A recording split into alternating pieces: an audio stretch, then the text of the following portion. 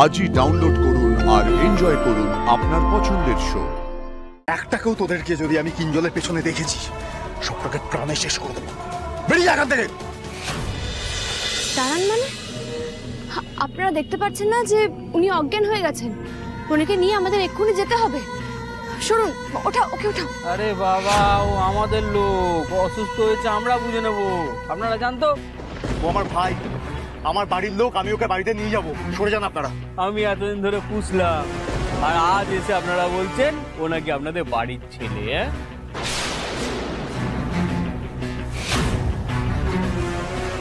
ও আমার সোনার টিম পাড়া হাঁস, ওকে আমি ছাড়বো না।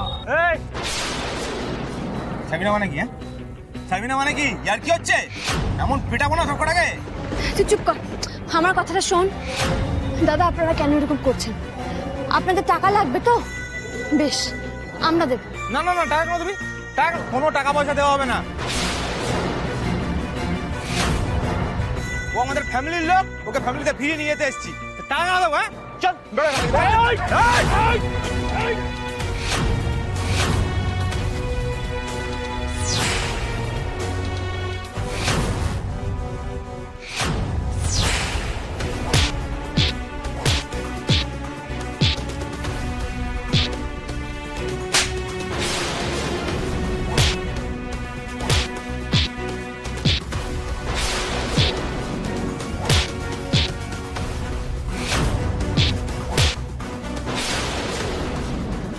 আর একটাকেও তোদেরকে যদি আমি কিঞ্জলের পেছনে দেখেছি, সবটাকে প্রাণে শেষ করে দেবো। বেরিয়ে এখান থেকে।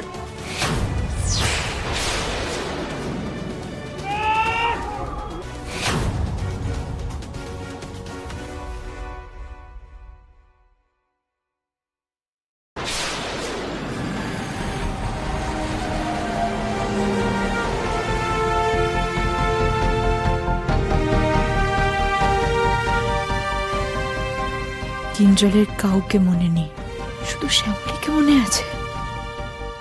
বাবা, আমাদের বাড়ির ডাক্তার কাকা তো এখন নেই এখানে। ডাক্তার কোথা থেকে পাবো? কি করবো এখন আমরা? না, আমি বলছি তাহলে না আমাদের অপেক্ষা করা ঠিক হবে না। ওকে আমরা ইমিডিয়েটলি হসপিটালে নিয়ে যাই। কিন্তু অনিকেতদা, কিঞ্জলকে দেখবে বলে তো বাড়িতে সবাই অপেক্ষা করে আছে। এখন যদি না নিয়ে যাই। এক মিনিট, আমি না একবার স্যারকে ফোন করে দেখছি। স্যারের তো অনেক চেনাশোনা আছে, স্যার নিশ্চয়ই কোনো হেল্প করতে পারবেন। বাহ, এখন মুশকিল আসান হয়ে দাঁড়িয়েছেন ওনার স্যার। বস ছাড়া আর কোনো কিছুই আজকে চোখে পড়ছে না তোর।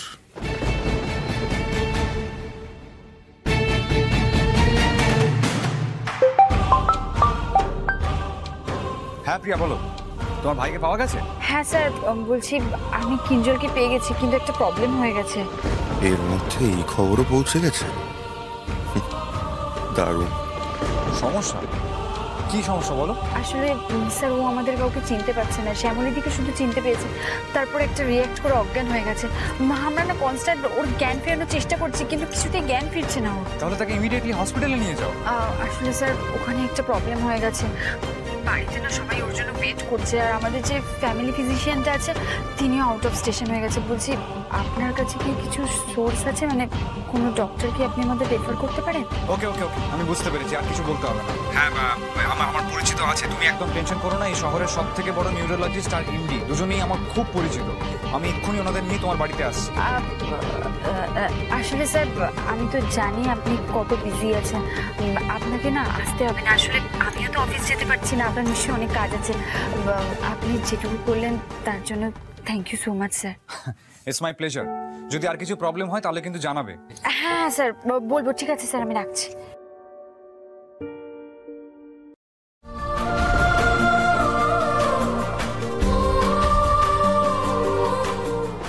ন্যাকামি করে স্যারকে বাড়িতে আসতে না বলার কি কারণ ছিল কে জানে। ওনাকে বাড়িতে আসতে বলে দিলেই হতো। তুই তো আসলে এটাই চাইছিস প্রিয়া। এনিওয়ে, এখন আগে ছোটদা ভাই সুস্থ হোক, এটাই আমি চাই। বাবা ফোন করছে, দাঁড়াও। হ্যাঁ বাবা, বলো। আরে কি অবস্থা? এই তোর মামুনিকে তো আর সামলে রাখা যাচ্ছে না, অনেক কষ্টে ম্যানেজ করছি। বাবা, আমরা ফিরছি, আর কিঞ্জল স্যার আমাদের সঙ্গেই আছেন।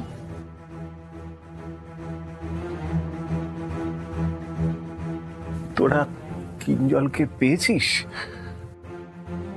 কতদিন বাদে আমার ছেলেটাকে আমি দেখবো। এই এই ও তোদের চিনতে পেরেছে? হ্যাঁ, কথা বলছে? বাবা, আমি বাড়িতে এসে সব বলছি। বাবা, কিঞ্জল স্যারের এখন যে অবস্থা, মামুনি না নিজের চোখে দেখে নিজেকে সামলে রাখতে পারবে না, মানে এটা সহ্য করতে পারবে না। তুমি একটু মামুনিকে সামলে নিও। আর আমরা খুব তাড়াতাড়ি বাড়িতে আসছি, আর দুজন ডাক্তারও আসছেন বাড়িতে। এখন আমি রাখছি, কেমন? ঠিক আছে, তোরা ডক্টরদের নিয়ে আয়, সাবধানে আসিস। হ্যাঁ বাবা।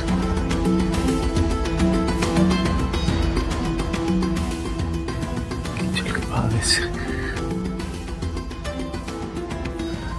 ঠাকুর, ঠাকুর, আমার কিঞ্জলটাকে দেখো, দেখো আমার কিঞ্জলটাকে।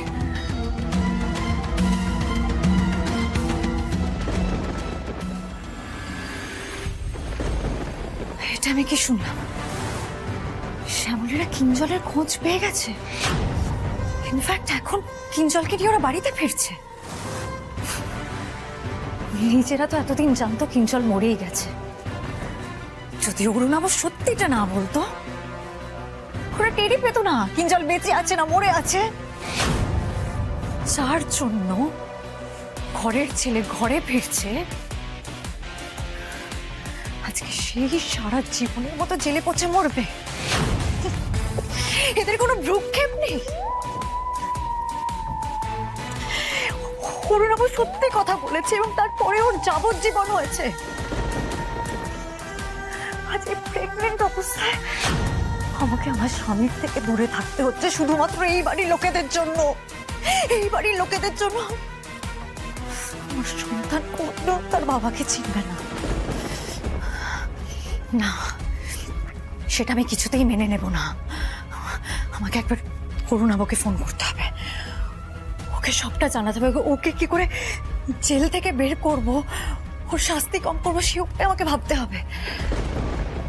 আর তার সাথে সাথে এটাও জানাতে হবে যে কিঞ্জল এই বাড়িতে ফিরে আসছে। ওকে কি এখন একবার ফোন করব? ওকে কি ফোনে পাবো আমি? না, একবার ট্রাই করে দেখি।